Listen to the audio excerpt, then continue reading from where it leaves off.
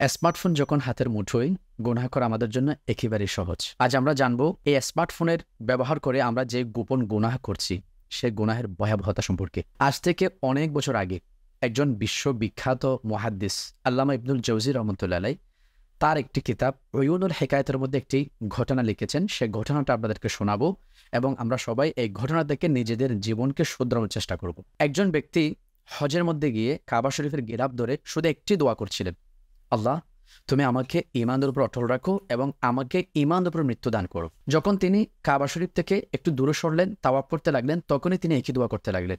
যখন তিনি মুলতাজিমের মধ্যে আসলেন তখনই একই দোয়া করতে লাগলেন। আবার যখন তিনি মাকাম ইব্রাহিমের সামনে আসলেন তখনই তিনি একই দোয়া করতে লাগলেন। একজন তার কাছে জিজ্ঞাসা করলো, ভাই আপনি দীর্ঘক্ষণ পর্যন্ত একই দোয়া করছেন, আপনি কি আর কোনো দোয়া জানেন না? তখন তিনি বললেন, হ্যাঁ আমি অবশ্যই দোয়া জানি, কিন্তু এরপরও আমি এই দোয়াটা করার একমাত্র কারণ হলো আমার খুবই ভয় হয় আমার শেষটা ঈমানের উপর হয় কিনা, সেটা নিয়ে আমি খুব ভয় করি। তার কারণ যখন জানতে চাওয়া হলো তখন তিনি বর্ণনা দিতে লাগলেন, আমার এক ভাই ছিল যে খুবই মুত্তাকি, পরহেজগার, দিনদার ছিল এবং কেউ কেউ লিখেছেন সে একটা মসজিদের মুয়াজ্জিন ছিল এবং দীর্ঘ ৩০ বছর যাবৎ মুয়াজ্জিনের দায়িত্ব পালন করেছে এবং সে বলেছিল আমি এর পারিশ্রমিক একমাত্র আল্লাহ সুবহানাহু ওয়া তাআলার কাছ থেকে নেব। কতটা সে মুত্তাকি ছিল। যখন তার মৃত্যু ঘনিয়ে আসলো সে কোরআন পাক চাইলো। আমরা মনে করলাম সে কোরআন পাক থেকে হয়তো আমাদেরকে কোনো নসিহত করবে, আমাদেরকে কোনো উপদেশ দিবে। কোরআন হাতে পাওয়া মাত্র এসে বলতে লাগলো, এই কোরআনে যা কিছু আছে আমি আজ থেকে সবকিছু অস্বীকার করলাম এবং উপস্থিত যারা ছিল সবাইকে উদ্দেশ্য করে বলতে লাগলো, আজ থেকে তোমরা সাক্ষী থাকো, আজ থেকে আমি ইহুদি হয়ে গেলাম।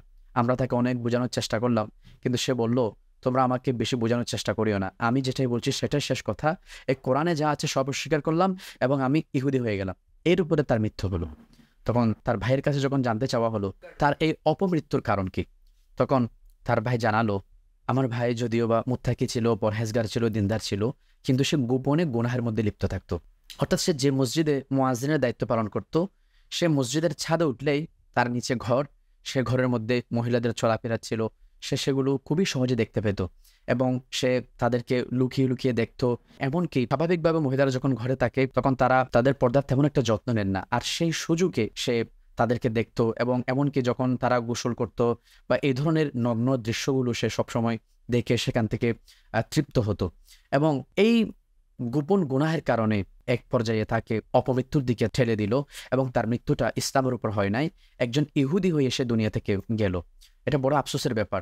এই জন্য হাদিসে পাকের মধ্যে এসেছে, আল্লামা ইবনে রজব হাম্বলী রহমতুল্লাহ আলাইহি উল্লেখ করেন রাসূল পাকের হাদিস, রাসূল পাক সাল্লাল্লাহু আলাইহি ওয়াসাল্লাম ইরশাদ করেন, যখন কোনো মানুষ গুনাহের মধ্যে মুবতালা হয়ে যায়, সদা সর্বদা গুনাহের মধ্যে লিপ্ত থাকে, গুনাহকে অভ্যাসে পরিণত করে, ওই গুনাহ তার জন্য অপমৃত্যুর কারণ হয়। আর সেই কারণেই ওই ব্যক্তি বারবার খানায়ে কাবার তাওয়াফের সময় খানায়ে কাবার গিলাফ ধরে এবং মুলতাজিমের মধ্যে মাকাম ইব্রাহিমের সামনে গিয়ে শুধু একটি দোয়া করছিল, আল্লাহ তুমি আমাকে ঈমানের উপর অটল রাখো এবং আমাকে ঈমানের উপর মৃত্যু দান করো।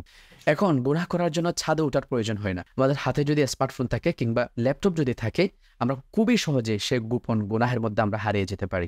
আল্লাহ আমাদেরকে যে চক্ষু দিয়েছেন, এই চক্ষুটা আমাদের জন্য আমানত।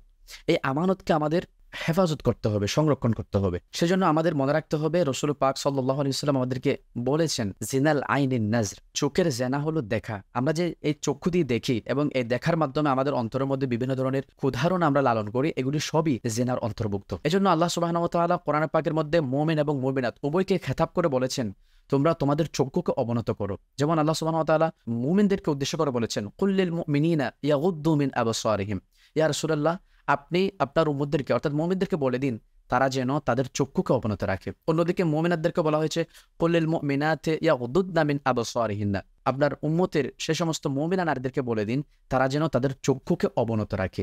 সুতরাং কোরআন এবং হাদিসের এই মেসেজকে যদি আমরা অনুধাবন করতে পারি, আমরা নিজেদের চক্ষুকে যদি আমরা হেফাজত করতে পারি, তাহলে আমরা অনেক বড় বড় গুনাহ থেকে আমরা নিজেদেরকে হেফাজত করতে পারবো। এখন আপনারা প্রশ্ন করতে পারেন, গোপন গুনাহ যদি ভয়াবহতার কারণ হয় তাহলে কি আমরা ওপেনে গুনাহ করতে পারবো? এটা প্রশ্নই আসে না। যেখানে গোপন গুনাহের ভয়াবহতা এত মারাত্মক, সেখানে তো প্রকাশ্যে গুনাহ করার কোনো প্রশ্নই আসে না।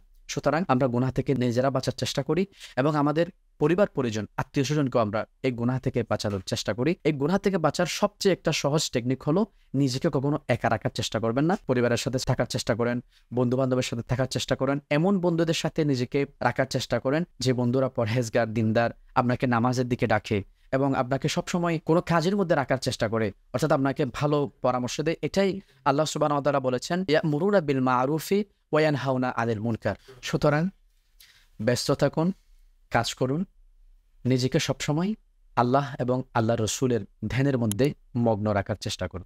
আসসালামু আলাইকুম।